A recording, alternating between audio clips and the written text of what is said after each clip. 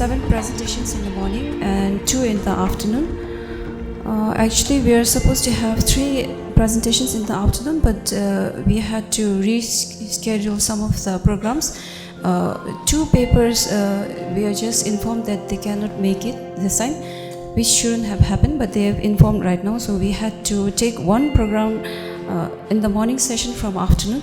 That is assessment of existing contractor classification system in Bhutan. We have moved this to the morning session. So to guide us to this session, I would like to introduce today's first moderator. He is a director of Construction Development Board. He possesses a master's degree in engineering science with specialization in construction management. He currently serves as the director of Construction Development Board. He possesses a good working knowledge of the different elements of construction administration and management, including project planning and management, controlling, scheduling and monitoring, budgeting, quality assurance plans, construction working methodology and supervision. He has 24 years of experience in contract management, civil engineering works, rural and urban infrastructure development works, along with extensive experience with environmentally friendly infrastructure construction projects. He also possesses wide experience in infrastructure designing, cost estimation, development management, and well-versed in contract administration like preparation of tender documents, conditions of contracts, evaluation of bids and award of contracts, contract disputes resolution, management of risks, and occupational health and safety of the workers as well. May I invite Mr. Pubrinsi on stage?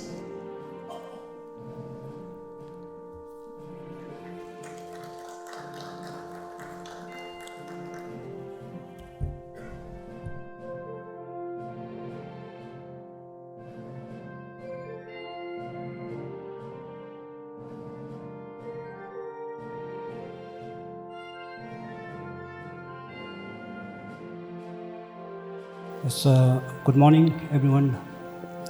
So, how are you feeling today? So, this session is very interesting because whatever the problems, issues, the challenges that the yesterday's presenters has presented, and some of the questions that have been raised by some of the audience, like what is the secret in the Japanese construction methodology, or some of the presenters have presented that there's a change of alignment of tunnels due to some loose soil strata. So these things can be addressed, some of this can be addressed by today's session, because the construction management is is the key of all the project delivery. So whether whatever the whatever study you do or whatever design you do, but at the end of the day you need to put the right tools, the right person on job, and you need to have the right process. So for that the construction management is very important. So today's session mostly covers with the construction management tools, and some of the very important tools are the risk management plan, and then some of the uncertainties, like what are the uncertainties below the ground level, like geotechnical, and then most important is whatever good design you do or whatever good planning you have, because at the end of the day the works needs to be carried out by the contractors, and then the capacity of the contractors of professionalizing the contractors is very important. So with this I would like to invite the first presenter. So first we have the construction of prefabricated structure. So we have the managing director Shri Vikash Kumar Agrawal from Cyclone Infrastructure Private Limited. So I give the floor to Mr. Vikash Kumar Agrawal. Very good morning. Hope all of you enjoying good health and mind. My name is Ashish Chaudhary. I'm working as an assistant vice president for Sycorian Infrastructure Private Limited. Achieving my financial goals and other goals whenever I'm coming to such conference, particularly with students, I somehow feel that rather standing over here, why don't I'm able to get the chair there with all of you? Looking to the stage, I can see the diversified people. So many different countries, people have been here. At the back also, I can see some very engineering students there with us. Might be someone is next best engineer. Maybe someone will be like Barack Obama. Maybe Malaya Yousafzai, Eminem, Modi, or Donald Trump. This is not going to be a speech. Speech cannot be last for a long. Rather, I am going to start with a small story. Rather, story is true. Once upon a time, there lived a man who was in his late 30s. Age is around 30. Every day he took the same route coming home from his office. And every evening, like usually the others, it was same raining, cat and dogs are here. As he belongs to a business family, so he do have a strong thought that about the career, what exactly he wanted to achieve. Enjoying the radio, he drove down his car. Suddenly he was stopped and see a vibrant building and structure and rest from last 11 years. It's a small history of Sycorian Infrastructure Private Limited. The gentleman is now at his 40s. He is our managing director, a carefully cultivated personality, Mr. Vikas Kumar Agarwal. Thank you, sir, for giving me this opportunity to stand here. Now coming to the Sycorian history. On behalf of Sycorian, again, I welcome you all to the open heart over here. When we started the brand Sycorian in 2009, people questioned us, why would we wanted to pool all our investment into this project? Well, we had an objective to mind to preserve our environment through an initiative towards sustainable living. Our effort at Sycorian is small, yet significant step towards the projects what we actually taken up. All thanks to the industrialization, globalization and other development in the recent past, there have been a major degradation in the environment. The earth is getting weaker and we have got to do something, make the world a better place, living by starting with ourselves, our style of living and much, much more. Also, fast track, like pre-engineered building, was felt in the region, especially in the hilly areas, having geographical constraint. As it is very difficult and time-consuming task, as road approaches are narrow, challenging with costly task too. Our head office as in Siliguri, so normally we give the priority to the people in the northeast to whom we can able to give the best services over the night. Emerging trends in the constructions industry, you might wonder that why we wanted to go for prefabricated or pre-engineering structure. Once we go, as you know that as an assistant vice president, I have to go to meet with so many clients. Some question always I am able to receive about this prefab, that why and what is the status of the prefabricated construction and the reason behind the initiative. The technology is still nascent even in India. Even though there are few large projects happening in few metro cities, in the fast evolving with the new machinery, new players from the various parts of the globe coming in, domestic develop increasing, looking at the prefabricated constructions. It takes time for the government to get into the regulatory mode. So the private initiative to create a handbook, it is moved towards the self-regulation and guideline for all the parties involved, including equipment manufacturers. What is the benefit of this technology? There are benefits tangible and intangible. Developers and the property buyers suffer when they are delayed due to storage of manual labor and the construction material. delay add to cost, and quality can suffer. With construction within the city, there are restrictions on moving heavy vehicles and dumping construction material on the site. With precast structure being fabricated in factories, like which we used to do in our factory, and brought into the site, assembled, the manual labor is reduced to 40%, including in the factory and the construction site. A 15th floor structure that normally takes up to 18 to 20 months, whereas it will be done in 12 months or less. Also, with the component factory made, there is a relatively greater assurance of timely delivery and better quality control. Has this technology been adopted widely? Yes. Even very recent past, when we see the country like Singapore have widely adopted this technology. It is even included in the building approval process with a high score of buildability, the appropriate construction methodology for a location and building. There are spare capacities in Spain, Germany, Finland, where companies are looking at the opportunity globally now in pre-engineered building. Sometimes also I face the question that how are buyers assured by the quality?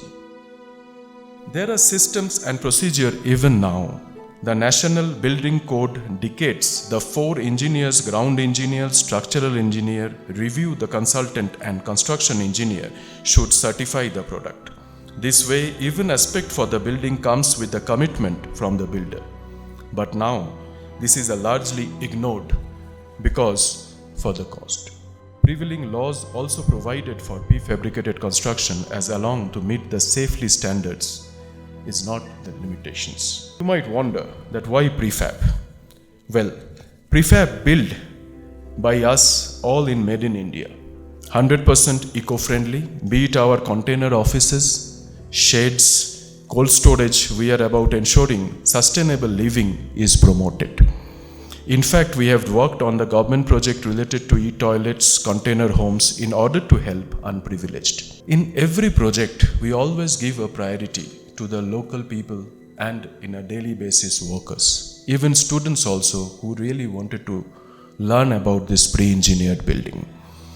Our mission at Psychorion is to be part of the new era of urban living with prefabricated commercial spaces. Our mission is modest, aim to ethically support to respective industries in developing an infrastructure where it can be make maximum utilization of these resources, thus contributes towards regional, national and global development. To create a society that is environment sensitive, economically sensible and socially secure. But effort required to achieve this goal is far from the modest. I, on behalf of Psychorion family, therefore takes this opportunity to express my gratitude to all the dignitaries and business associates who have shared this dream, this seminar, build eco-friendly prefabricated structure and leaving behind a greener and safer environment for the generation to come. Yes, we have done few projects in rural habitation. That is the beauty even here in Bhutan, what I feel. Intelligent urbanization may be promoted through prefabricated culture too. Now if I come up to the products which we mainly used here in Psychorion.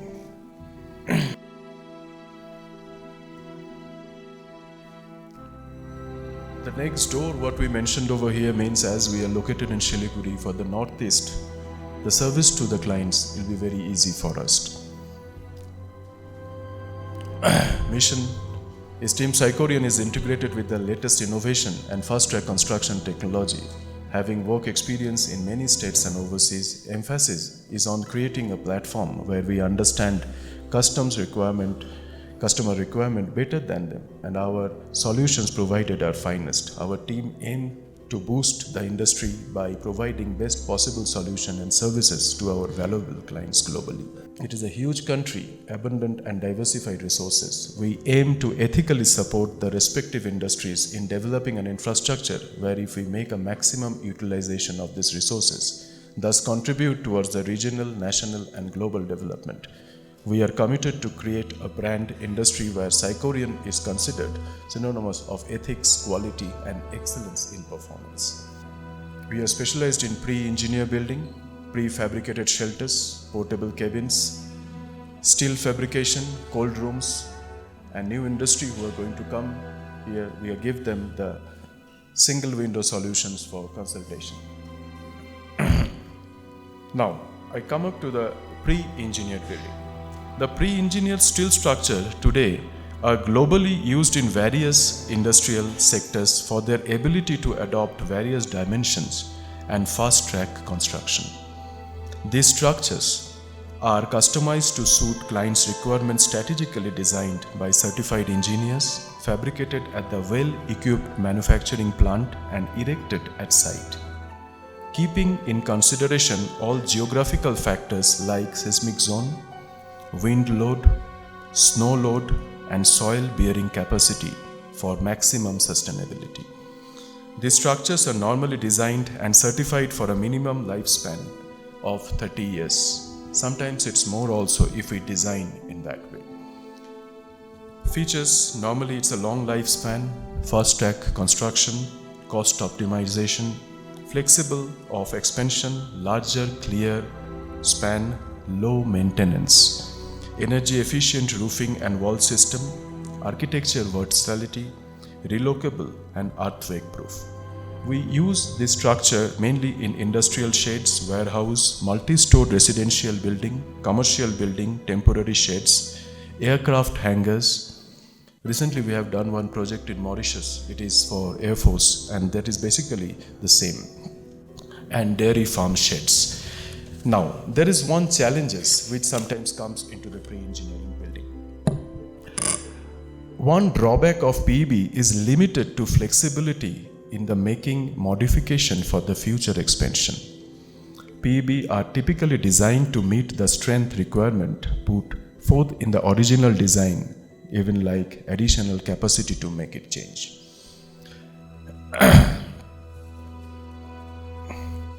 This is one of our pre-engineered building sheds, a workshop.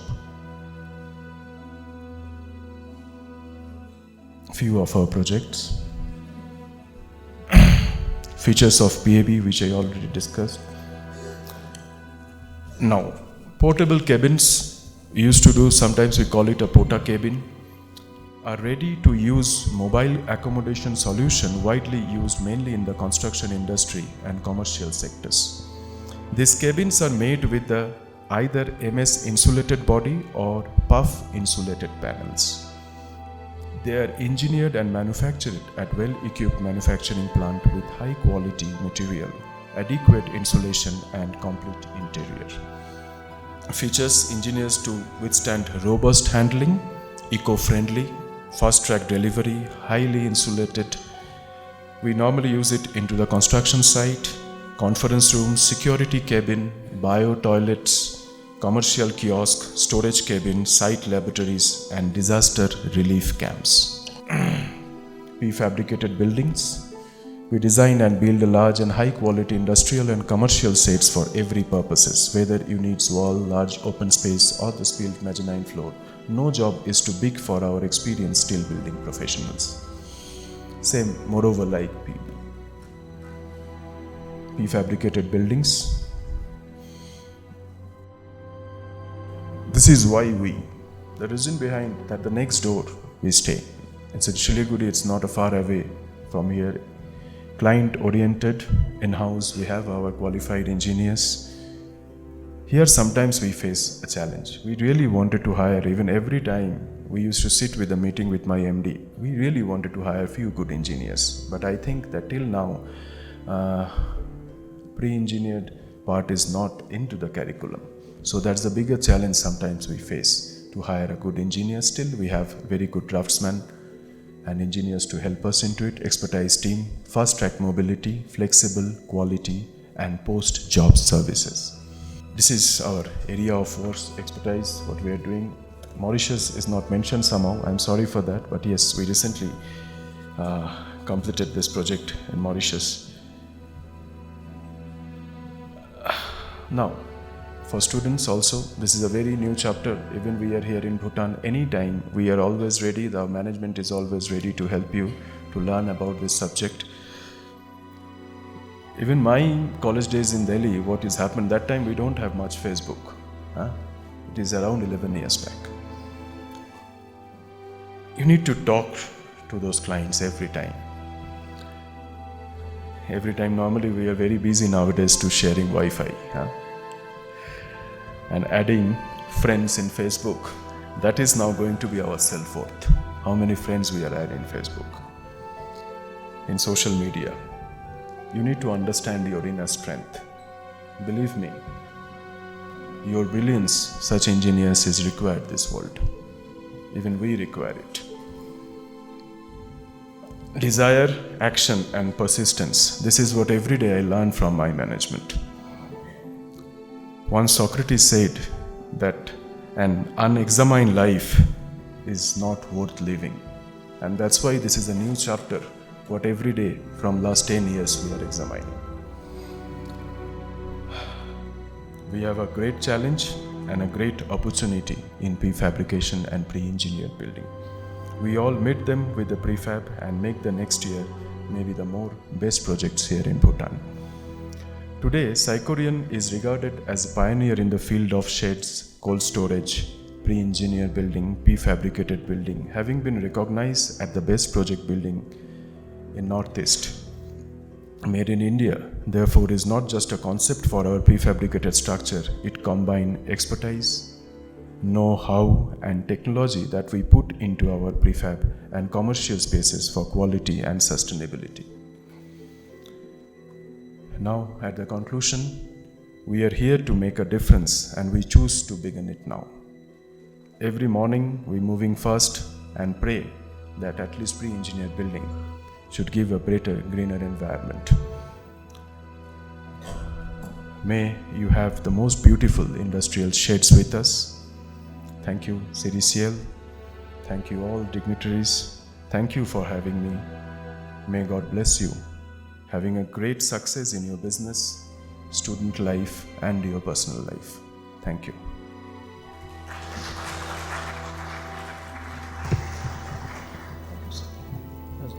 Thank you, Mr. Vikash, for giving us all the advantage over prefabrication, especially on the reduction of minimum labor by 40% and time gain, and then getting a better quality.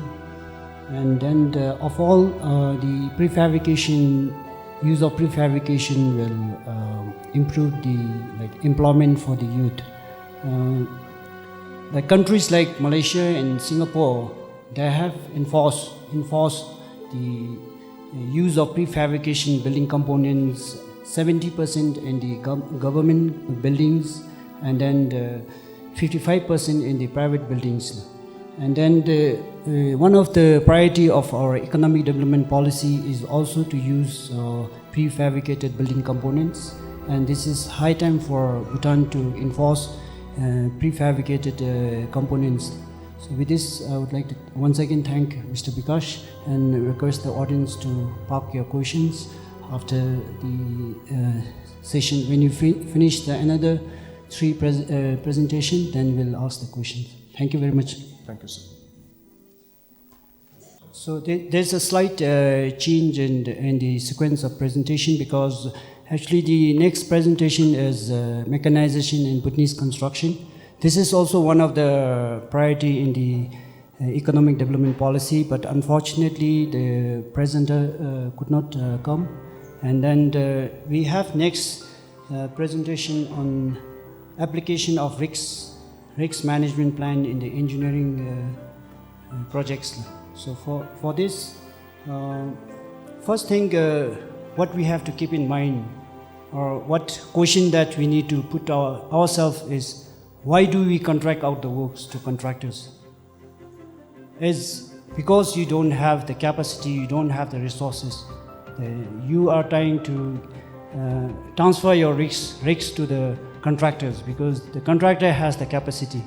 So, but one of the most aspect in the construction management that we miss today in Bhutan is the risk management plan.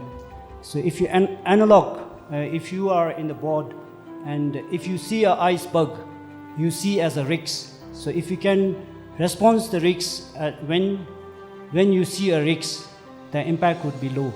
But once the iceberg strikes the board, then it becomes a problem. The impact would be more. So with this, I think I'm confident that the presentation from Mr. Dawat Singh, Project Manager of Tursa Township Development Project, CTCL, will be an eye-opener for most of us attendants today and will be an important aspect of managing risks in our construction projects. So with this, I request Mr. Dawat Singh to present.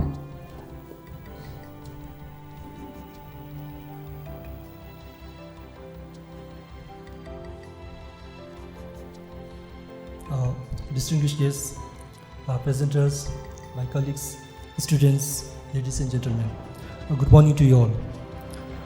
My name is Dawat Singh and I work in CTCL as the Deputy Project Manager for Prince Township Development Project. I have written a short paper on the application of risk management plan in engineering projects.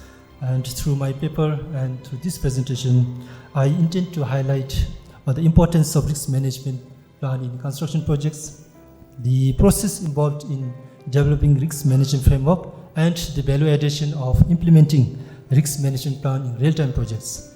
In doing so, I also intend to present few case studies, or rather examples of risk management process adopted at Prince Township project and how risk management framework has been developed and implemented at PTTP by CTCL and the project team down there. In my presentation, I will briefly highlight on the definition of risks in terms of engineering context. Then, most importantly, I will highlight on the process involved in risk management plan. And finally, I will conclude with some facts and figures related to the subject. First of all, what is risk?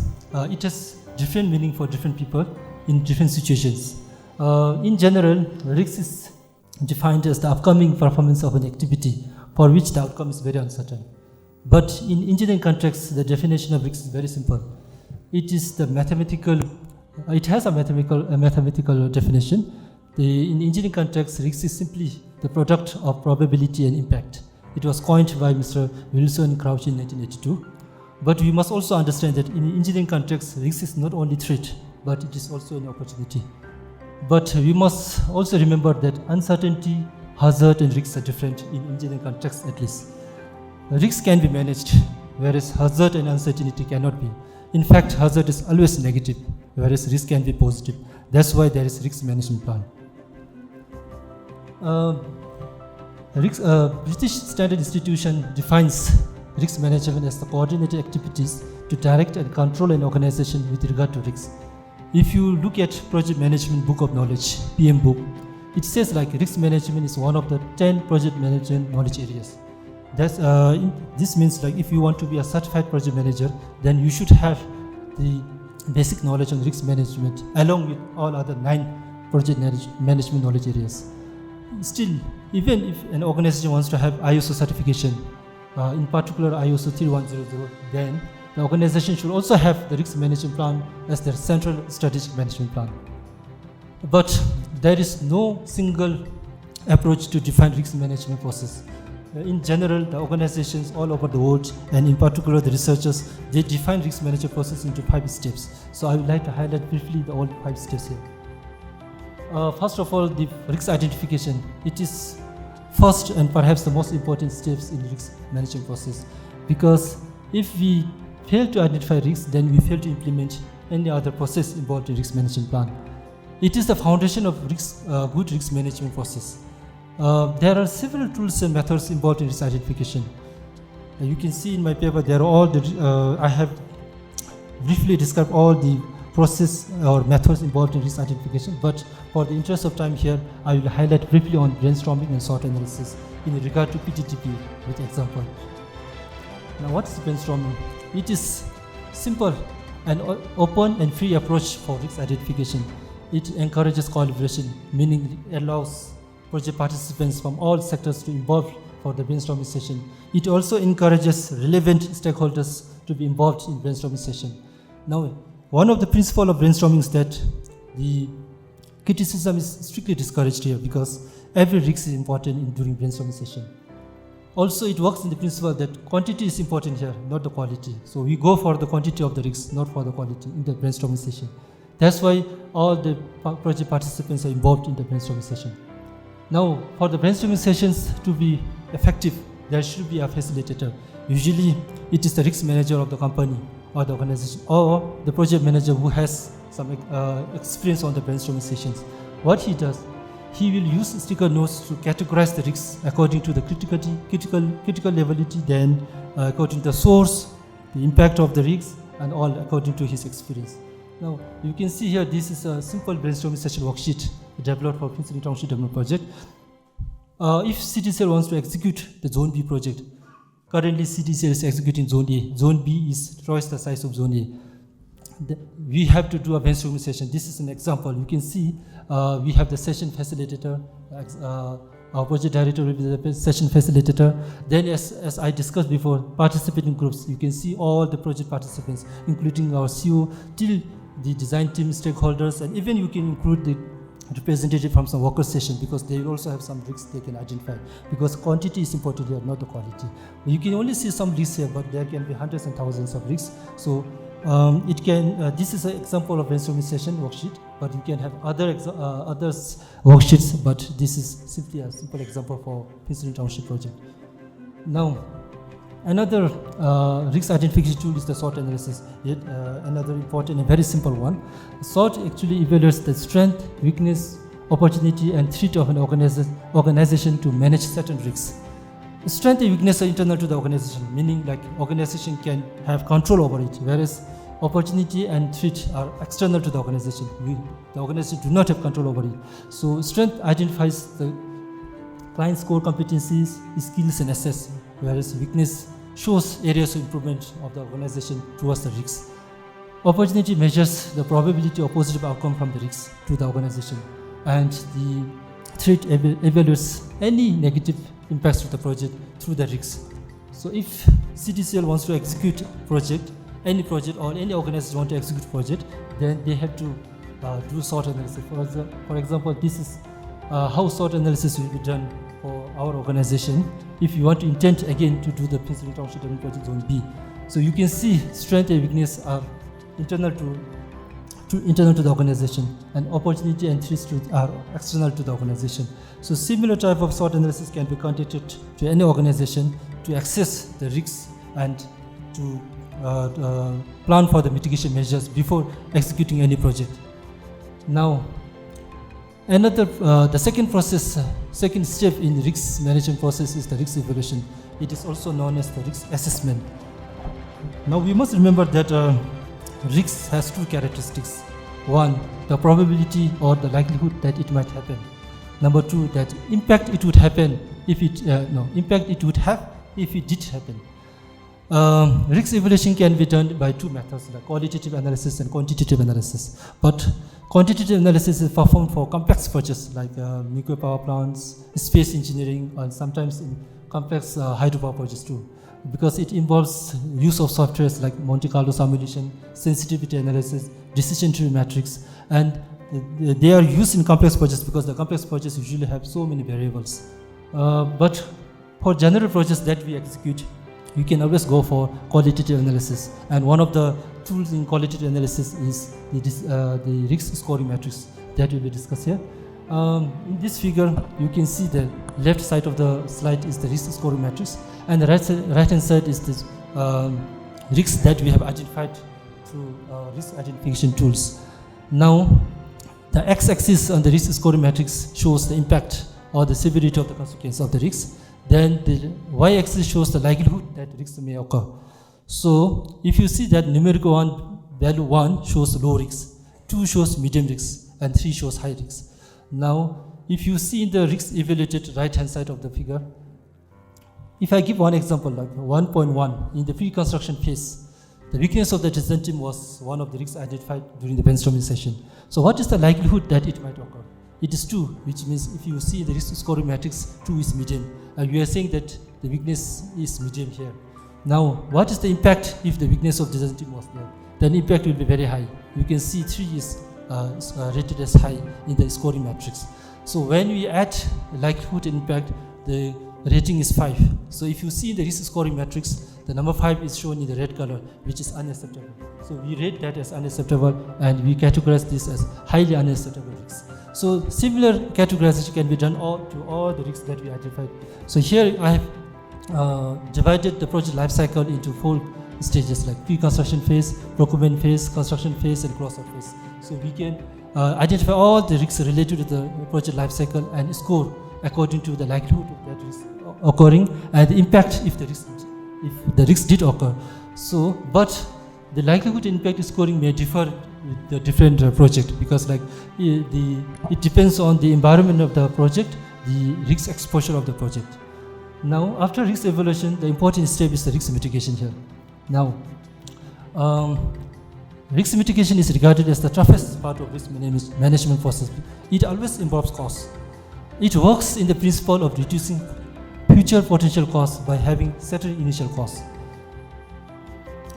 You must remember that risk mitigation should be applied only if the net positive benefit is gained. Now, there are only 4 risk mitigation methods. We have to either avoid the risk, either transfer, accept, or reduce. Now, when do we avoid the risk? Risk is usually avoided in the beginning of the project life cycle. Now, for example, risk of non-securing fund. Now, why to go ahead with the project if you do not get the commitment of fund from the funding agency? So this type of risks are better avoided from the project life cycle in the beginning of the project life cycle. Now, transfer. It is most commonly employed risk mitigation measures by all the organizations. We always transfer or shift the risk to the third party. So for example, risks of natural calamities. We transfer that risk to the insurance companies, but it involves costs. Now, we also transfer sometimes the design risk to the contractor. When we transfer the design risk, then it has we have to go through some procurement modality like design build, turnkey, or BOD. This also involves costs. So we also have to accept the risk sometimes because there is no option. For example, like extreme weather conditions at the project site, we cannot transfer that risk. We have to accept. Staff turnover during the project life cycle, we have to accept such risks. But there are also many risks that the client or the organization or the employer can accept, but they usually do not. But if they do accept certain risks, then they should also have some contingency funds to manage that risk. Now, there are also some risks that can neither be accepted nor it can be transferred or avoided. During that time, we always try to reduce the criticality of that risk. So, for example, the risks of using inferior quality of metals by contractor at site, there is always that risk. How can we reduce that risk? By repeated testing of the materials. Now, you can see here in this figure, this is the final risk mitigation measures applied to the risks evaluated in the beginning, in the evaluated section. The initial rating, as you can see, is the rating that we have done in the risk evaluation matrix, and the mitigation measures that we have planned by CDCL and the PTTP team. Then the mitigation measures that I have discussed before, and the final rating, as you can see, almost all the risks has been rated good in the acceptable limit. This is how you plan the mitigation measures and apply, and the risks that we have identified in the beginning when the severity of the risk is reduced after we mitigate it. If I give the same example now, weakness of the design team, it was initially rated as the unacceptable risks, the rate category. Now after brainstorming sessions, after having discussed with all the relevant stakeholders, now we plan a mitigation measure. What is that now? It says like, be strict on the team composition, CV description of the design team, and deliver quality of the design team. So what is the mitigation plan?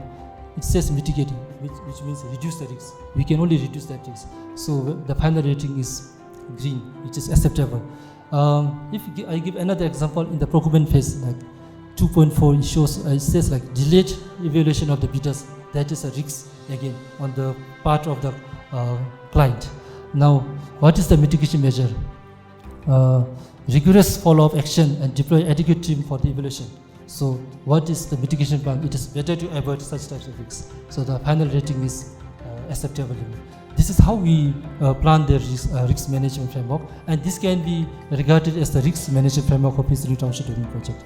And of course, there are so many risks that I have not mentioned here, but for the purpose of this presentation, I have listed only this much risks. So this similar risk management framework can be adopted to any organization intended to execute projects. Now, there is another term called contingency management. That is the fourth step in the risk management plan. Now, contingencies are the funds or budget to cover errors or negative risks, and is allocated to manage the risks that are accepted by the organization. Contingency funds are usually captured as provisional sums under BOQ of the contractor. Now, if I give an example, like in Prince William Township project, CDCL did not transfer all the risks to the contractor. We have accepted certain risks, like 4 of the risks, as you can see here, are accepted by CDCL. If I give an example, like the monsoon flooding by Amochu, it is a biggest risk in the Prince William Township. That risk we did not transfer to the contractor, because if we transfer that risk, the project cost would have been very high, because like we know the situation of the flooding, because we know all the data, we have all the data. So it is better that we accept that risk and we keep contingency fund to manage that risk. If we keep contingency fund, we have the freedom of using that fund wherever we like. If we give transfer that risk to the contractor, they would have been 10 times. That would have reached 10 times the cost of our contingency fund, and whether the risk occurs or not, they have to be paid. So this is how the client has to assess the risk and accept ourselves and give some contingency funds to manage it. But to prevent misuse of the contingency fund, it has to be always triggered by the highest decision-making body of the company. For in terms of PTTP, our project management committee, PMC, the highest decision-making body of the Prince William Township project in CDCL, chaired by our CEO, he will decide. They will decide whether to use the provisional, the contingency fund or not. But it has to be kept. The contingency fund has to be kept as per the recommendation of the risk management process, as we have discussed in the mitigation plan. After the mitigation plan, this contingency fund has to be kept. The final is the risk report and review. This is one of the most avoided risk management process by the organizations. Now, this process monitors the risk triggering conditions, assess the residual risks, and evaluate success of risk evaluation actions. The information of the risk management risk report and review is important because it will give critical information to the future projects, similar type of future projects, because we will have all the risk report. Now, risk report we usually keep in the project level through risk register, that is practice in CDCL, and in the organization level, it is usually kept in the risk database in the software actually. You can see here risk board at our project site. This is kept by our contractor, and as you can see, they have listed certain risks here, and they have also rated as per the low category, medium, high criticality, and everything here. They have rated here. But this risk changes as per time. That's what you can see. This is as of only July 2019. But the risk changes because the variable of the project changes regularly. So we have to update the risk. This is a form of risk report and review, an example of risk report and review. This will give variable information on how risk changes every month to the contractor. Now, in conclusion, I would like to highlight that risk management is a continuous and dynamic process, and it should be implemented in all the stages of project lifecycle. Like, we should not restrict the risk management only in the early lifecycle of the project. It has to be continuous and dynamic, because the variable of the project changes regularly. Implementation of risk management plan, as I discussed before, always involves cost, but it gets offset through positive results. Now, one of the most important things I want to highlight is that risk is a shared responsibility. It should not be transferred completely to the contractor because it involves cost. Professor Nigel Smith, one of the leading professors in the field of risk management at University of Leeds in UK, he says like almost 20% of the bid cost by contractor is generally to cover the risk associated with the project.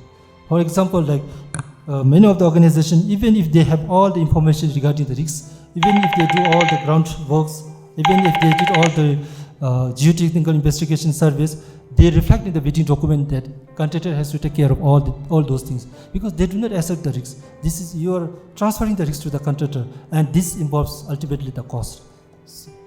Here, I would like to finally conclude saying like risk is not always threat. We should treat risk also as an opportunity. Olden days, like we always give like 5% on the overall cost estimate as a contingency plan, where some uncertainties that arise during the project. So we use that fund for responding or mitigating the risks. And from the presentation, like the take home is, if you have the information data, then you do quantitative risk assessment. If you don't have informations or data, you do qualitative risk assessment. And with this, I would once again would like to thank the hosting. Thank you. Next presentation, we have contractors classification in Bhutan and its modification by the a group of students from College of Science.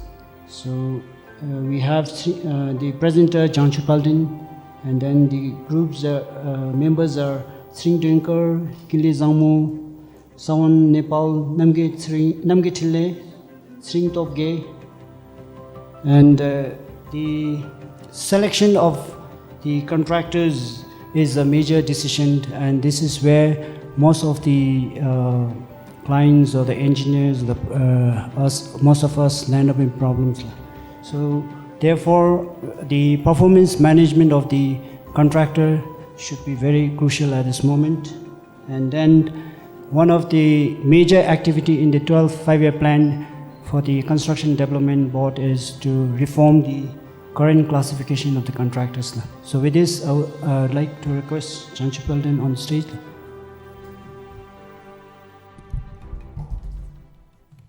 Darina Chenami couldn't sogi utsipi Lakunkagi to Chinsuta Delina Shazum Jamaton Tonami Migaralu Nikatule Kusampo the door delicitioni Nigi Mote Judas to Purchin Nimi Janchu Paldini Nga Zorik Chesena Zenik the Turiki Torim Loda Leve Tichigi Lulu Taki Datalepa Nigi legal Gijuti Inkinabe Pini.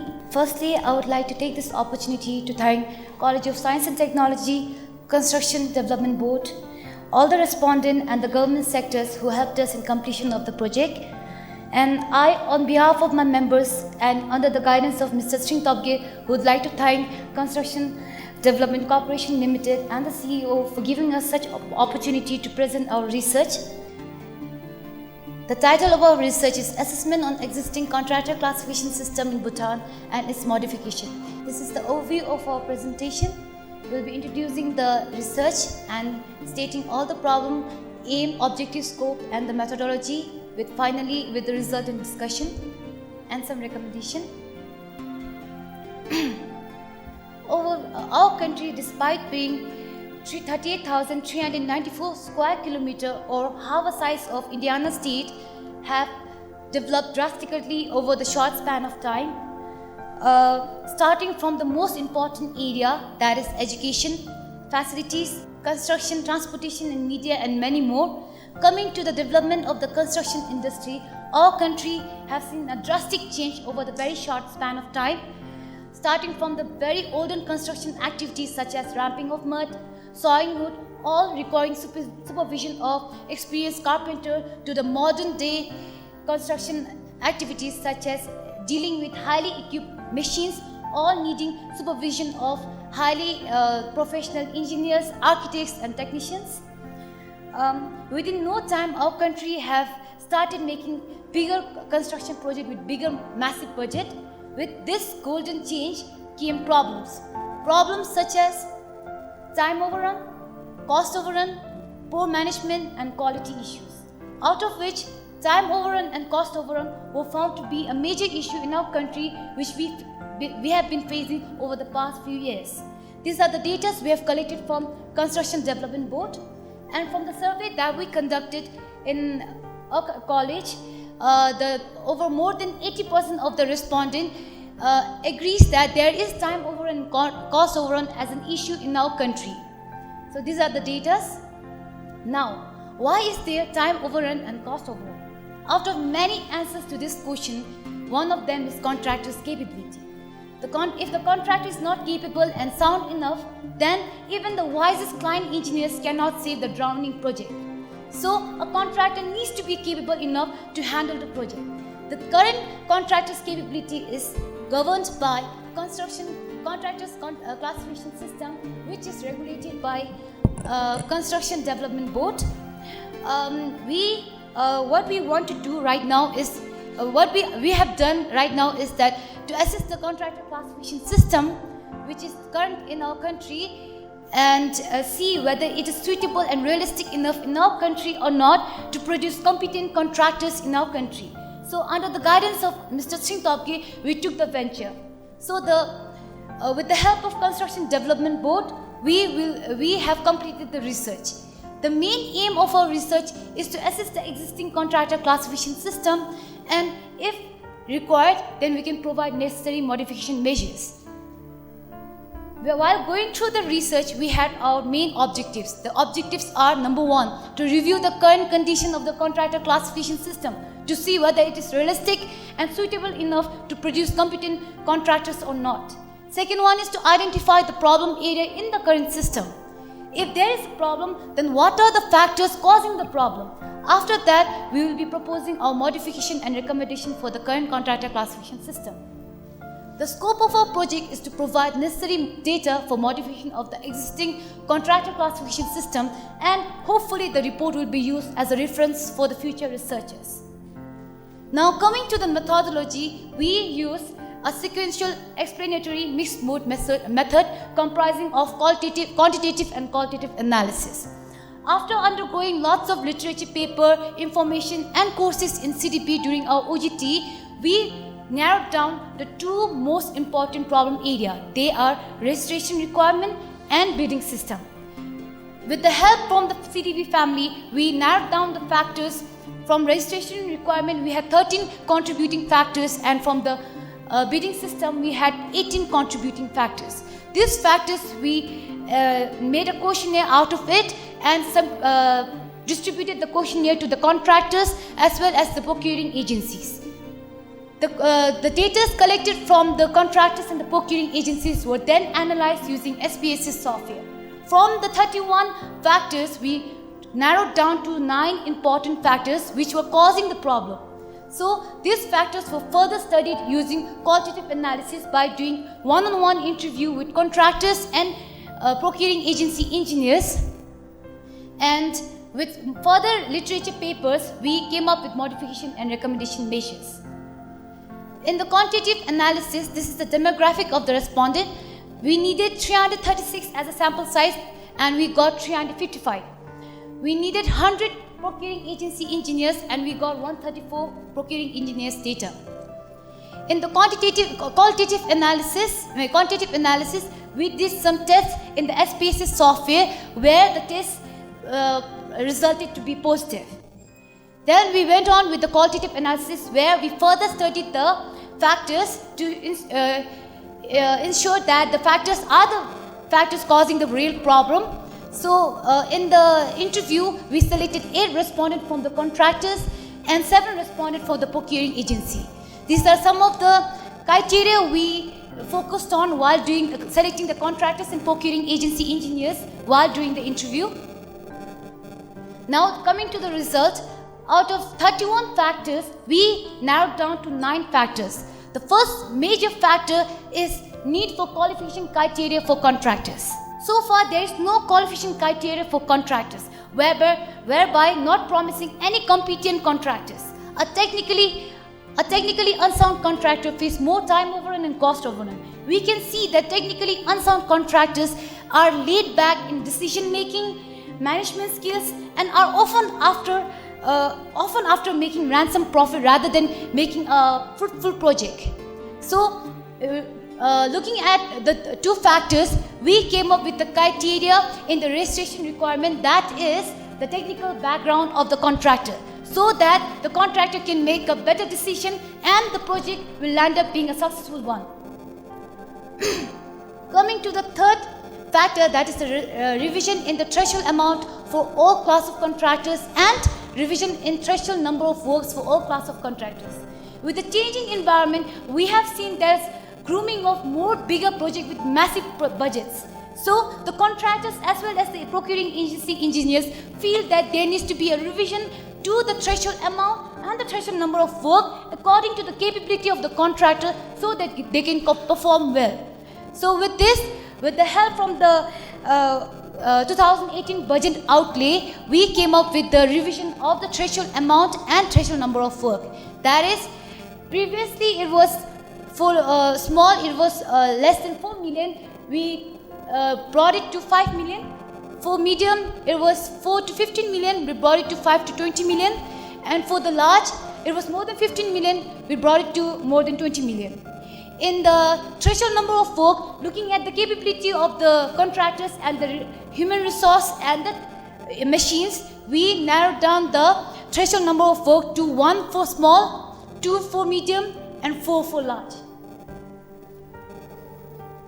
If I go to the fifth factor, that is time overrun caused by procuring agencies' improper judgment. It was found that the contractors as well as the engineers think that the estimation of project duration is arbitrary in our country. There is no standard procedure to estimate the time duration of the project, because of which time overrun is being the major factor causing the problem. Coming to the sixth factor, that is awarding of work to the lowest quoted bid, awarding of work by client due to audit fair. 8 is marking difference between owned and hired equipment, encouraging hiring system. 9 is passing percentage of 65% for the bidding procedure. This I would like to combine in the current bidding system, which is the new point-based system. We can see it is classified into 2 stages. One is bidder qualification criteria, another one is bid evaluation criteria. In the bidder qualification criteria, we can see its capability and capacity, but after classifying the first stage, undergoing the first stage, it is completely being neglected in the second stage. The second stage is completely focused on the financial parameter, that is 90%. So the contractor as well the engineers feel that the capability and capacity needs to be combined with the financial and price preference, so that a contractor with well human resource, well machine, well background can be selected for the betterment of the project. Not only that, the 69% passing percentage seems to be very easy for the contractors, whereby while interviewing we found out that they said it's easy to get 65% since the credit value for human resource and equipment is more than compared to the past performance and technical background of the contractor. So we need, keeping all this thing in mind, with the help of with my group, after going through many literature paper, we came up with one, that is PIPS, that is Performance Information Procurement System, which is the best procurement system in the worldwide. So looking at that, we came up with a new bidding system, that is modified best performance based system, which comprises of 2 stages, that is clarification phase and qualification and selection phase. In clarification phase, the client will call all the interested contractors in the pre-bid meeting, where they will be familiarized with all the speciality of the project or the requirement of the project, whereby the contractor can finally do the estimation and bidding. In the clarification phase, all these factors will be covered up, that is the project objectives, project scope, risk management and interrelationship. There the contractor and the client can interact and have a better bonding. Not only that, risk management, if the the project site is under risk, then there can be presentation done by the client to the contractor saying that there are some risks in the construction area. So what are the measures you will provide to us? This way they can find out which contractor is competent enough to be selected. Coming to the qualification and selection phase, we have the 3 parameters, that is technical background, financial bid and contract management and mechanization, CMM. Technical parameters, we have taken the previous bidding systems technical parameters all together in one. With this, keeping the financial bid from 90 to 20, making it the problem, that is work being awarded to lowest quoted bid, eradicating that problem. We have given the credit value of 20, and we have found out that the contractors are not educated enough in the contract management skills. So we have added the contract management skills and mechanization so that there can be more improved mechanization and management amongst the contractors. So we have added this creative value. With this formula, we will select the best contractor for the project. Finally, I would like to conclude by reviewing our objectives. That is, number 1, condition of the existing contractor classification system. The condition of our existing contractor classification system is not completely realistic or suitable to produce competent contractors. Number 2, the problem area are both registration and bidding system. These are giving more flexibility to the contractors, thereby not producing competent contractors.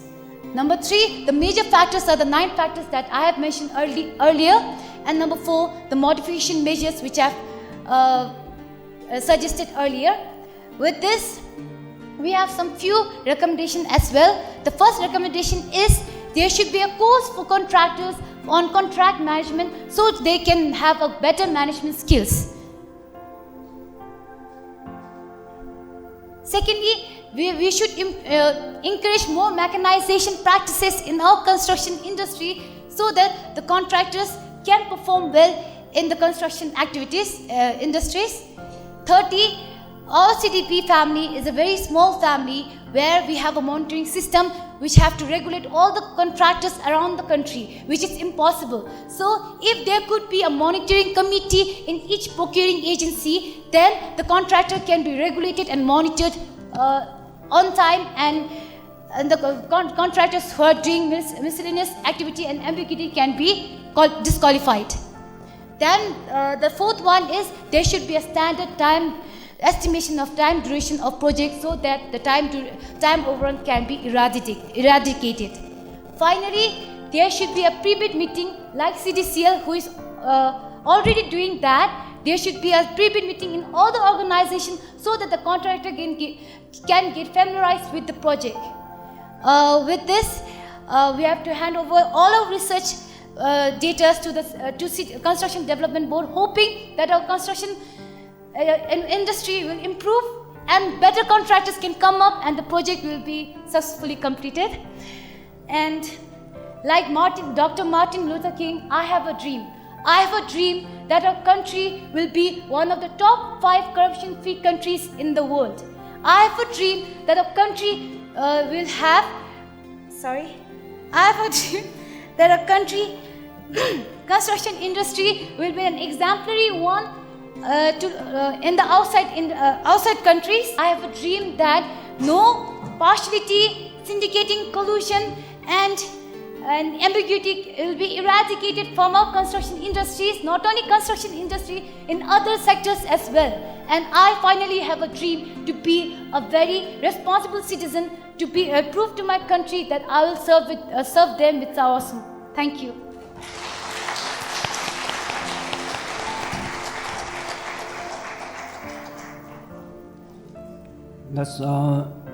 Thank you very much, Chanchupalden and your team from CST.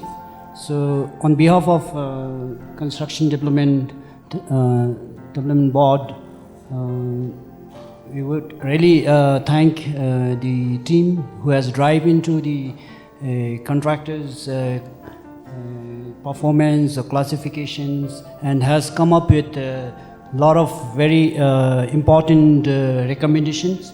So which we will definitely take as a priority for the 12th 5-year plan. And yes, as the capability or the capacity of the contractor is very important at the end of the day, because as you know, from the 5-year plan, 80% of the budget is allocated for the procurement, and from 80%, 70% is for the infrastructure building. And at the end of the day, what matters, the contractors has to enforce this, and therefore the performance, the capability of the contractor is very, very important. So then, for your information, from the CDB's report for the 1920, we found out that the overall, out of 700 projects that has been executed in the local governments, Zongkhaks, the time overrun is 64%. And then the cost overrun is 54%. And then of all these 700 projects, 92% has quoted below the government estimate, that is below the 20%. And to some extent, it has went down to 47%. So we really need to find out the factors, and we would really thank the CS team for coming up with all such very important recommendations. Thank you very much. So for time being, we'll park the questions, and I'm also being lenient on the time because we have missed one session, so we will not have one session. The term is concrete, so I'm very lenient on the time. So next we have geotechnical assessment and excavation of tunnels from edit number 4 at Nikachu Hydro Project. So this paper being presented as important record of the events for entailing dangers and unpredictability of the tunnels. So Mr. Kinzong is a geologist working with CTCL and has worked prior to the paper as assistant geologist for conducting the excavation of exploratory drift for geological assessment in the Niria Amari Hydro Project, and currently he is involved in the construction of head raised tunnel and audit number 4 at Nikachu Hydro Project, on which the paper presentation is based. The paper records difficult task of forecasting encounters with different layers of rock formation, identification of weak zones in the course of tunneling that may impede the tunneling process, the constant trace of cave-ins in the Himalayan geology, and remedial measures including cavity treatments conducted in Nikachula. So it is indeed a privilege to go through all his report, and for now let us give a big hand to CTCL for mentoring. So now we welcome our speaker, Mr. Kinzong. I'll hand up on the stage now. Respected CEO of CTCL, directors from various sectors, distinguished guests, wish you a very good morning. It is indeed my great privilege to be one of the presenters and share my experiences after working exactly a year in hydro construction project. Thank you very much for the very privilege.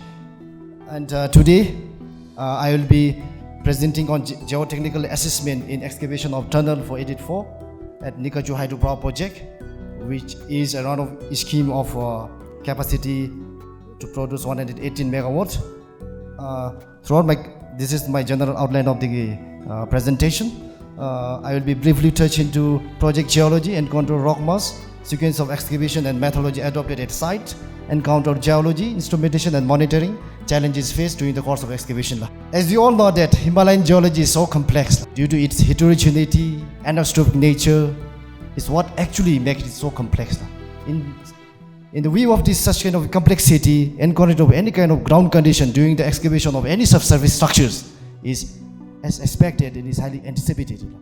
Such kind of ground conditions such as raveling, high water inflow, squeezing, and so on. So today, my presentation will basically be focusing on the encountering of adverse geological condition during the excavation of HRT Phase 7 at HRT Phase 7 at Nikachu Hydro Power Project from drainage from RD 318 to 340 meters. Bhutan is geomorphologically divided into 4 major zones. From the extreme south, quaternary sediments, sub-Himalaya zone, lesser Himalaya, Greater Himalaya, which is delineated by major structural thrust fault, such as main frontal thrust, main boundary thrust, main crystalline thrust, and Kakdang thrust to the extreme north. And our project lies 50 kilometers from south, 50 kilometers due south from the main crystalline belt, and 38 kilometers from the north of Kakdang thrust. And generally it falls under Thingbu granite, Thingbu gneissic units, in which most of the tunnel excavation is excavated through granitic, gneissic complex, such as rocks, such as granitic gneiss, micaceous schist, and with occasional pegmatite or igneous intrusion.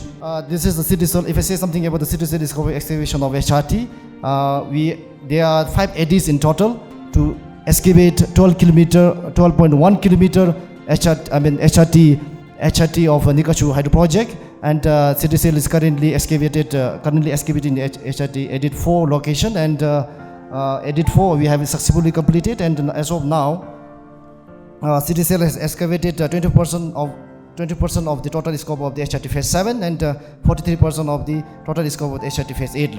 Generally, as mentioned earlier, I will be focusing on HRT phase 7, excavation of HRT phase 7, and this is the anticipated and actual rock mass encountered till date. And from the graph we can see that we have excavated mostly in class 3 rock mass, and a few meter stretches of class 5 that comes under advanced geology. This is the detail of encountered rock mass through the stretches, the drainage. From RD 0 to 89 meter, we have been excavated through weak to very weak rock mass, so-called micaceous schist. And from 89 to 270 meter, we have been excavated into moderate to strong rock mass of schistoscosite with occasional pegmatic intrusion as well. From 270 meter, then there comes our story, and from there we started encountering this minor dripping or flowing condition of water. Despite the general rock mass is quite competent, yet we have encountered more of seepage. So, and from there for 270 meter, we have been excavating. We have classified the rock mass under class 4 rock mass, which is in poor condition, and from there we have progressed with installation of lattice girder support system with its spacing of 1 meter. And as on progressing, upon reaching 318 meter, then we have encountered this high discharge rate, high water ingression. So whereby along with shear. So for next slide, I will be explaining detailedly. This is the sequence of excavation and methodology adopted at site, especially in excavation of HRT phase 7. Like presented earlier yesterday, we have been adopting this conventional drilling and blasting methodology. Because of this high water ingression and due to intersection of the discontinuities, occasional wedge failure has been encountered, and in order to the epic site of a wedge failure was raised up to epic site of 1 meter, and we have tackled it by backfilling with lean concreting, and then followed by installation of lattice girder. And despite progressing cautiously with the precautionary measure, installation support system within its data dam, yet we could not control. We could not run away from occurrence of the cavern. So cavern occurred in 17 March 2019 at RD 320 meter. So because of the high water discharge, because of the scoring and raveling condition occurred at this particular location, installation of design support system could not be carried out. So, because of continuous detachment of rock mass. So as then phase was plugged in with excavated mark and barricaded with sandbags.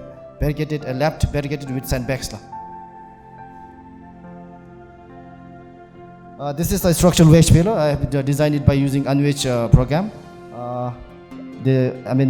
First one is occasional wedge failure occurred from the ground portion and from the wall. And actually, wedge failure we can mitigate by installation of rock bolts and spot bolting. But with spot bolting under standard time zone. Yet because of along this stretches, because of the high water flow pressure, it was out of our control. Because of the wedge has been driven out due to this high water flow pressure, hydrostatic pressure. So like said, I will be mostly focusing on this adverse geological condition. So at this RD from 318 to 340 meter, we have encountered this very weak to very weak, highly fractured, we can also say the brecciated or granulated clay gauge infill discontinuities, weathered schistose corsite or like nicely complex, and the sharing was sharing has a thickness of like up to 1 meter. Along that sharing is along the discontinuities which is oriented subparallel to the tunnel element, which indeed the whole circle bearing of striking, dipping north 120 degree to north 135 degree with high dipping angle. And such an interesting thing is the unique feature of interesting thing is that in the face, the face is not homogeneous, it is not uniform. We have the right half of the face is completely, very weak, very poor rock mass, is highly fractured, but the left half of the profile is very competent, which rather pose challenges in excavation methodology, treatment as well. And like said, there is a high water ingression. It was in falling condition. I will have a picture in next slides. These are the discontinuous characteristics. In total, we have 4 prominent discontinuous sets, and as highlighted in the red color, the shear is along that joint discontinuity joint plane. This is the geological plan showing encountered shear zone. The geologically poor zone is almost like 6 to 7 meter thick. This shear zone is comprised with alternative shearing thickness up to 0.5 to 1 meter. That shearing exhibits soiling and pinching nature. Whenever it gets soils, caverns are constant threats. And as already is depicted in the section, the plan, this shear, strikes from right inward to left inward. So as and when it intersects at the crown portion, it is very difficult to tackle. This is the geological L section showing cavern and cavern, or like L section showing updated data of excavated till date. For your information, we are at the current phase, we are 255 meter beneath the surface, and we are driving. Our trend drive direction is with whole cycle bearing of north 225 degree, that is southwest. So as already said, since the shear exhibits soiling and pinching natures, as and when it gets soils up, like put more than 1 meter, along with high water ingression, we cannot control the phase, and the cavern occurred, first series of cavern occurred, and the first cavern occurred in 17 March, and it was from the right crown of the profile. And you can clearly say that you clearly see in the picture that the detachment rock is all fractured or like granulated. After progressing for like 4 meters from the previous cavern portion, yet we have recorded another cavern on 19th June. That is from the left hunch portion of the face. Since I have already mentioned you that the shear is striking, moving from right inward to left inward with the strike, oblique to 15 to 20 degrees from the tunnel element. As and when it moves, navigate towards left portion. So we have also encountered this cavern. It was in like a mud flow condition, and the mud flowed 20 meter backward from the face. So after occurrence of the cavern, so this is the treatment methodology that we have adopted at the site by our team, our CDCL team and the Nikochuk project implementation team. Firstly, we have barricaded the face with excavated mark and sandbags. Then we have inject lean concrete to the void created, then followed by provision of systematic drainage holes. And after that, since generally we use fully grouted rock bolts, threaded bar rock bolts, but in such kind of geologically poor zone, it is not that much effective, and so we have opted for installation of SDR, self-dealing rock bolt. Self-dealing rock bolt has advantages, and it provides provision for grouting through it. It's a hollow bar that actually acts as an anchoring as well as provides provision for grouting to pump the grout in and consolidate the rock mass. Then after that, After rock bolting, then we have inserted this seamless pipe roofing. We say umbrella pipe roofing, arc formation of pipe roofing of dia 89 mm dia of 6 meter long, with maintaining 0.2 meter to 0.3 meter spacing with consecutive installation. And as well, we have also installed the 4 bolts sandwiching between the starter pipes, the pipe roofing. And after that, we have done section-wise removal of the loose material, adopting heading and benching techniques with subsequent installation of support system as required. Then after installation of lattice girder, we have spread this high-grade shotcrete SFR steel fiber reinforcement shortcut. And towards the later phase we have also done constellation grouting, post-constellation grouting, so as to consolidate the rock mass and make it impervious. This is the picture showing umbrella arc pipe roofing. Umbrella arc pipe roofing, for your information, it is to form a pre-supporting roof.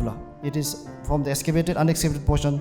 We, insert this pipe, this big dia of pipe roofing to form a pre-supporting roof. And we have, for the next section, we have inserted with by maintaining 50% overlapping between the next round of installation, so as to maintain, so as to have a effective support system. After treatment, instrumentation and monitoring is very mandatory, so as to reduce and have zero lost time injury. So as per technical specification, so currently this is we have installed it at RD 320. We have inserted reflector targets of 5 numbers of reflector targets, and continuous stream of data has been collected and monitored accordingly. This is a graph showing of deformation graph analysis at cabin location, and as of now we have never have any deformation. Obviously, challenges is because of this high water ingression. We try to channelize the seepage. We try to provide as many drainage hole for various land, yet we cannot channelize the seepage since it is of high volume, and it was later on noticed that it is a kind of water conducting zone. So it was not from a particular location. So if it has been in particular location, we might have channelized the seepage and must have advanced the phase without any problems, challenges. Yet it was not from the particular location. The water progress with progressing of the phase.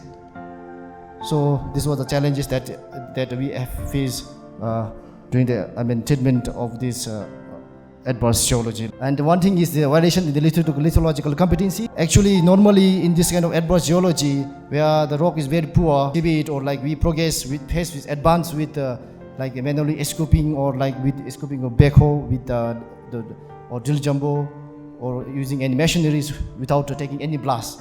But out here, it is so tricky that the one half of the portion is very loose and the another half of the portion very competent. So up there, chipping manually, scooping is not that possible. So it's rather become very challenging for the team to tackle it, and that's why it's rather in occurrence of cabin. This is the anticipated critical zone along HRT phase 7, and generally along the phase 7 stretches, they have projected to encounter the very weak zone in further stretches as well. So I as a geologist and our digital implementation team has a greater role to play. So not to let the cabin occur hereafter. So for that mitigation, we should provide. We will progress with the probing. So for your information, probing is to predetermine the rock and geological condition in the advance of the phase. So probing should be done. We will analyze it, and as accordingly we will plant and do the excavation. In my concluded plot, sometimes poor workmanship, poor assessment, and delay in installation of support system rather claims in having a pure geology. So in any kind of excavation, subsurface excavation, so the rock has a definite stand-up time. So support system need to be inserted within its stand-up time, so that you will not have any structural failures. And for your information, SRT Phase 7 in the advanced geology is under high water was treated successfully by 15 July 2019, and further excavation was carried out using heading and benching techniques. And now we are 20 meters ahead of the rare zone, and the rock mass has drastically improved, and now we are excavating in class 4 rock mass. That is in class poor condition yet, but we expect a good geology in the next stretches now. And for this advanced geological location, blasting was never an option. So the phase was manually, like said, the phase was manually scooped up to 0.5 using dilly jumbo or backhoe, followed by installation of desert support system. Thank you for the attention. Thank you, Kin Zong, for your very informative presentation and taking us through all this anticipated and actual road that you have encountered, the sequence of excavation and methodology, and then the treatment methodology. So this record really inspire every one of us, because you're venturing. We have a very young engineer and the corporation venturing into tunneling. So with this, let us give a big hand for all the 4 presenters. We have 20 minutes for questions and answers. So to wrap up, just to give an overview on the 4 presentation. As I mentioned in the beginning, some of the questions that we raised yesterday, the secret of what Japanese methodology, or encountering what you are not actually forecasting before. So these are some of the tools, lessons that we can learn from the today's session, especially the risk management, and then especially on the delay of time. So we had the prefabrication for the structures, which can really save, and especially on the public safety is very safe. And then on the employment, the youths, they would like, rather than working at the construction site, they would like to work in a factory. And then on the geology, so no matter how the structures are designed with all the seismic code, but still if you have not done a due diligence on the soil strata, for example, some of the mega projects fails because you have not done the geotechnical feasibility study before. And then the most important thing is the capability of the contractors, the ownership, the accountability of the contractors, because that's why we stress more importance on the accountability of the contractors, and then has signed MOU with the Royal Audit to fix the accountability on the contractors. Because when you see at the private buildings constructions like big hotels, these are built mostly by non-engineers. And when you look at the government buildings, it's been built by the qualified engineers and professional contractors. But when you compare the qualities and the project durations, the private hotels like Lee Meridian or Taj, they meet the international standards. So therefore, the ownership, the accountability is very important. So with this, I open the floor for questions. First of all, good afternoon and good morning, everyone. And thank you for the opportunity. And my question, I'm Sonam Chodan Ongmo, a final year student of CST pursuing civil engineering course. And my question is, as sir have already stated that seepage is one of the biggest challenges faced during tunnel excavation and the source of extension for the construction of tunnel. And my question is, what are some of the methods to overcome this problem? And if the tunnel is used as a highway, how can we control those seepage in order to reduce the impact on the road? Thank you. So we'll take 3 questions at a time. Thank you, sir. I would like to congratulate all the 4 presenters on a very wonderful presentation, and especially like to mention Kin Zong's presentation. I think all of us know it's difficult enough to punch a hole through a piece of wood, but what he and his team and CTCL is doing is driving hole through kilometers of hole through a hillock, 250 meters underneath ground level. I think that's really something very amazing. And for that, I think I speak for everyone here when I say that for the work he and CTCL is doing, we are very proud and we really admire the ventures that CTCL has taken into tunneling world. But my question is to Mr. Dawa's presentation on RICS. And I'm also very excited to go through his presentation because CST in the coming academic session is about to launch Masters in Construction Management, and wherein RICS management is a key component of the program. With regards to this, I would like to ask him if in the project that he's handling right now, has any of the RICS that the team has identified really materialized? And then, because they've identified a lot of RICS, and they've also planned some mitigation measure, but of all the RICS that they've identified, has any of the RICS actually occurred? And then how they have tackled it? My name is Tenzin Jamso, and I'm working as a civil and environmental officer and representing the Royal Academy construction project. My question is also to Mr. Dawasring. I found the presentation very interesting. My question is, have you implemented your risk assessment method in any other projects? If so, what were your observations? And with your exhaustive research experience, can you recommend a risk assessment software, which I'm sure the students would be interested also, which is user-friendly, easy to use, and maybe a personal favorite of yours? Thank you. Thank you for the question. In order to control the seepage, there is always a measure to control the seepage, and the most efficient and effective measure is to do pre-excavation grouting. That is consolidating the mass ahead of the phase by using grout materials.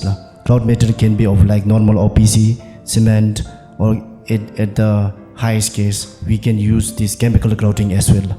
If OPC, cement, grout is not that much effective, we can go for chemical grouting. We have that methodology and measure too.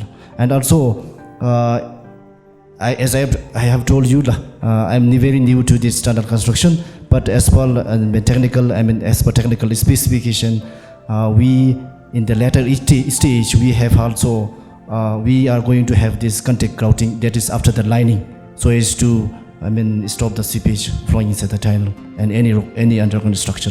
Thank you. Hope I have answered your question. Two questions goes to Dawa. It looks like similar questions. Thank you, sir. For the first question, if I have understood clearly, sir, you were asking, did we implement the risk management framework at the project that we execute at the Phencering Township project? Like I presented, I said like risk management or the risk management process is a dynamic and continuous, which means like while we identified the risks and the mitigation measures, evaluation has been identified prior to the execution, it has to be changed every time. If I give an example, like I said, we have accepted the risks of Mochu flooding. So currently we have mitigated that risk through our contingency fund, but this is not the end. Again, we have to anticipate this type of risks again in the next year. So this risk management framework has to be changed every time. That's why it is a continuous and regular process. So the risks after you have mitigated is not the end. It has to be continued till the end of the project life cycle.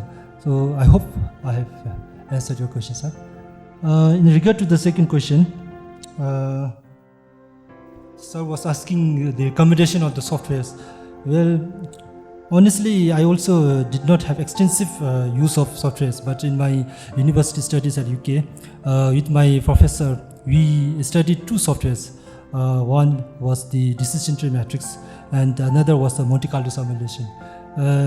Honestly, these softwares are very complicated, and the variables we have to input are so complicated that, but at the end, the result is something like the qualitative analysis itself, because like they will only give the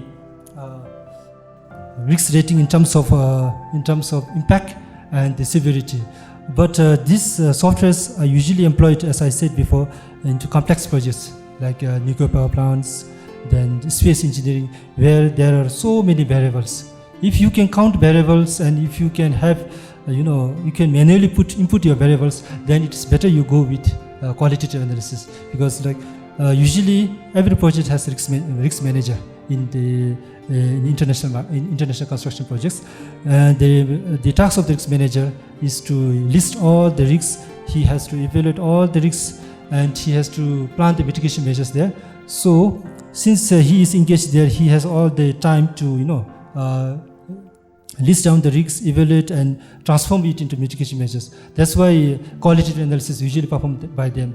But in big projects, as I said, before execution, if you think that the risk is very high in nuclear power plants, the risks are very high. Risks not only related to the hazards, but also to the in nuclear power plants, risks mainly on the social issues.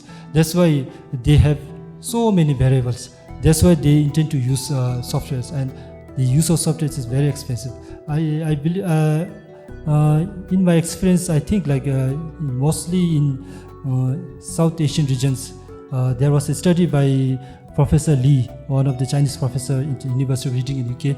He says the risk management softwares are not widely used in South Asian regions, including China. He is a Chinese scholar, and he says maybe because in South Asian countries there is no major complex projects. They tend to use only the qualitative analysis. But qualitative analysis also, we have so many other tools. I have discussed only the risk score matrix, but there are also other tools like probability impact analysis. There is another qualitative analysis method where you can assess the risks and rate according to the severity and impact. I don't have any question, but I just wanted to add a few lines to what my colleagues Kinzang and Dawa mentioned, because I think some of the questions were related to risk management plan and also tunneling. I just wanted to add here that I think we are now gradually in the industry moving towards more qualitative and quantitative aspect of doing projects. And in line with that, the presentation that Dawa made about risk management plan, I think these are some of the key elements or the drivers that would actually look at the overall aspect of how you implement a project or plan a project. And that specifically does not apply only to construction industry. It actually goes over any entity or organization. And at CDCL, I think this has been conceptualized, and we have started working on this from 2018. And in fact, all the DHI companies have this, what we call enterprise risk management. And here, exactly as Dawa presented there, we try to identify risk. We look at how we can plan and ensure the mitigation measures. And further down the implementation line, what we have is what we call the risk registers and then the alternate solution. But this is not only rightly from the technical aspect. We tend to look at the investment, the financial aspect, the end results, and also the organization and everything. So as you go and cascade down, there is a risk matrix, as Dawa had. He's gone more at the project implementation level. We discuss this at the board level also. So at the organization level, we discuss with the shareholder, that's the DHI. Then at the company level, we have the board, the management reports to the board. And then at each of the projects, in CDCL, when we do this project, that's why in the last 8 or 9 years, we have done several projects. And I think we have been able to do, yes, we have 3 or 4 areas or projects where we are not able to do well. But I think if you look at the extent and then if you do a probability analysis, because all this quality and quantitative aspect of project management is there, it's happening. But this is something to go online. And these are real in terms of quality monitoring. I think very big companies like Afcons and Bauer, who did presentations here, these are the key ingredients within the company, how they do the projects. So this is there. And I think I would like to honestly request our construction industry to embrace these tools in actually doing projects. And I think specifically in terms of PTTP, Dawa was telling, it's not only PTTP, we look even about our hydro projects and all. Now on the second, on the tunnel, I think it's quite interesting to note, even yesterday in the morning session, when you talked about some of the very interesting projects happening regionally from Afcons and also methods and technologies presented by Bauer. Then our moderator, Mr. Doji Pao, who is a very sound and experienced person at DGPC, who's worked on several projects. he was mentioning at the end when he summarized, if you may recall, that we have our own Budnis now building capacity in hydropower. So this is something I wanted to tell, because we have a number of young engineers here. I think right now we're doing several big projects, but what is missing is we do not have real hardcore specialized professionals in geotechnical area, in structural engineering, in tunnel engineering, in bridge engineering. And I think when you graduate out of the university, perhaps I think you're not getting exposure like this. These are some of the real area. I think international companies like Bauer, Afcon, many of them want engineers, but we don't have that. And I think we have just started the trend, DGPC, CGCL, BPC. For example, like DGPC was mentioning, we are doing this 113 megawatt project at Tansipji, our own homegrown with funding from EDB. There, perhaps this year we don't have presentation, but from next year it will come in. But you can see that our Budnis are working now alongside international and local and our regional experts together. And Kinzang is just here on the job for 2.5, 3 years now. And he's working underground. And it gives me immense pride to say some of the directions the government wants, we are on track. And many more. Yesterday, my own director, Mr. Karma, he presented on cost variation analysis. Tinley presented how to manage. These are all the people working underground. And one other thing I wanted to tell the young engineers is that there's aversion going underground. They think of the big risk. Yesterday, Mr. Satyanarayan presented about this metro in Kolkata. Very challenging project. You have just 13 meters of difference between the tunnel and the Ganga river. So, but you see, I think this is where technological and knowledge-based enhancement has come into play. We are defying, some of the conventional norms. So I think there is no reason for anyone to feel afraid. I think we should learn on the job. So this is what I wanted to say. And Budni is also now on track. And we are also now talking about tunnels. And it gives immense pride to see young people just 2 or 3 years from the college and talking about tunneling and seepage, how we are taking, addressing these solutions. So these are some of the things I wanted to say. Thank you. Thank you. We have 3 minutes more, so we'll take some more questions. Firstly, let me thank you for giving the opportunity. And I'm Dui Singh, belonging to College of Science and Technology. And my question is directed to Sir Kinzang Ninum, sir. And my question is, what are the main soil parameters that are considered while excavating? And what makes, as I could hear many times the word geological pore zone, what are the soil parameters that makes soil geological pore zones? If sir could tell us, I would be very grateful to sir. Thank you, sir. The question is, what are the parameters being considered while doing the excavation? While assessment of geological parameters, especially we have many standards to classify the rock mass, like RMR, rock mass classification, Q system, GSI, and many more. But mostly in Bhutan, I think we in any construction phase we are adopting this RMR classification of rock mass. And under RMR classification, it is the phase assessment. After taking a blast, we assist we geologists visit the phase, do the geological phase mapping, we say phase logging. So for that, for the assessment, we have to consider in general of 5 parameters.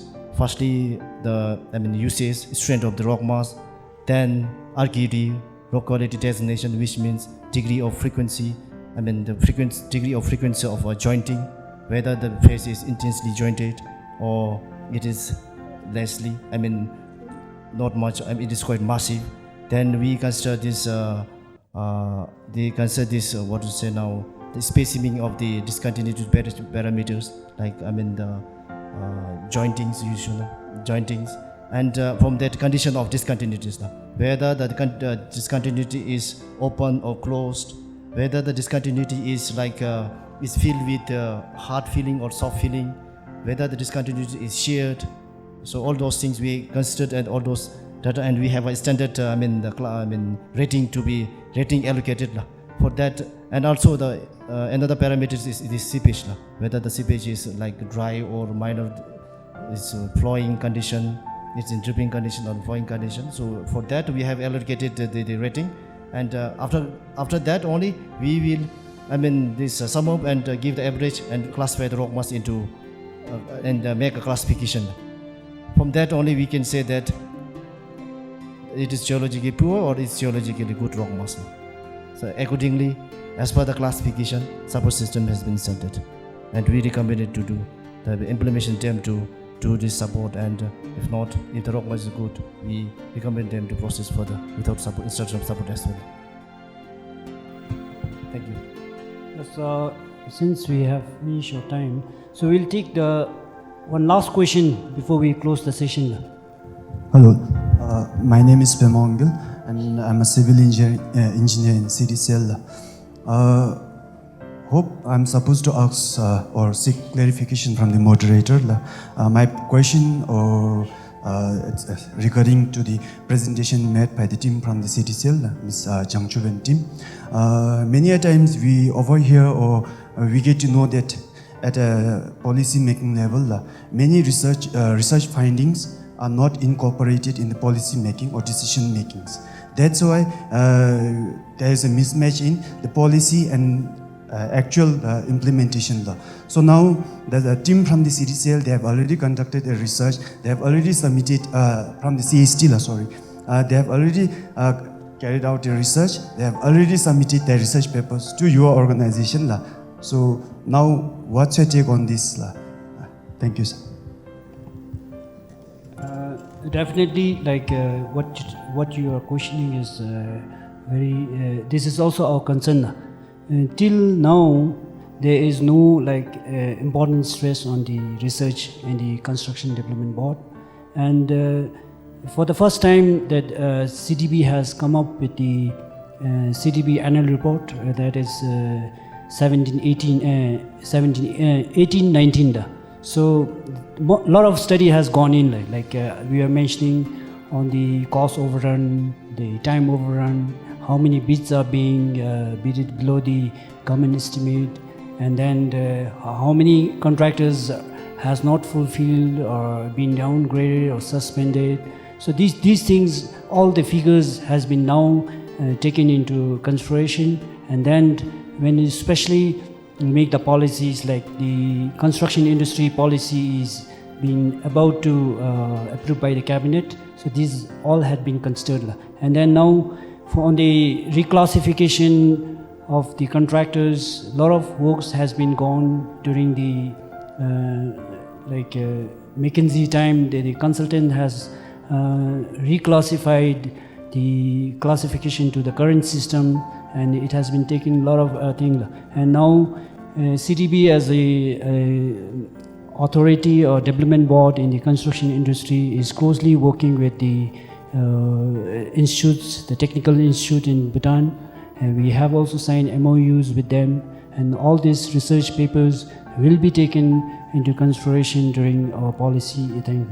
And then especially when some of the agencies, like big agencies like Ministry of Works and Human Settlement, when they try to change through the Ministry of Finance, trying to change the bidding parameters, also the Construction Development Board's intervenes, and then try to, for the current system, like now the bidding parameters has been changed, and it will be implemented from the 1st September, because in the past we found out that even the bidder is qualifying with bid capacity 0, and even he's been awarded work. And now we are trying to get into all this into detail, do a lot of research through the institute. Yes. So with this, I think we'll close the session. And for your information, as we mentioned, we are very much concerned into all this, all the important sessions that we conducted, and then at the end of the day is the performance of the contractors, whether the contractors has capable engineers. So therefore, CDB has come forward and then now going to register all the engineers and going to certify the engineers through Engineering Council and make it mandatory for all the contractors and construction firms to employ only the registered contractors, because as mentioned in the by Jangchuk Belden, and some of the preference score that has been also given during the BT evaluation has been has been there in the policy, but it's been not enforced by most of the procuring agencies. So with this, I would like to thank all the distinguished guests, all the participants and presenters, and let us once again give a big hand for all the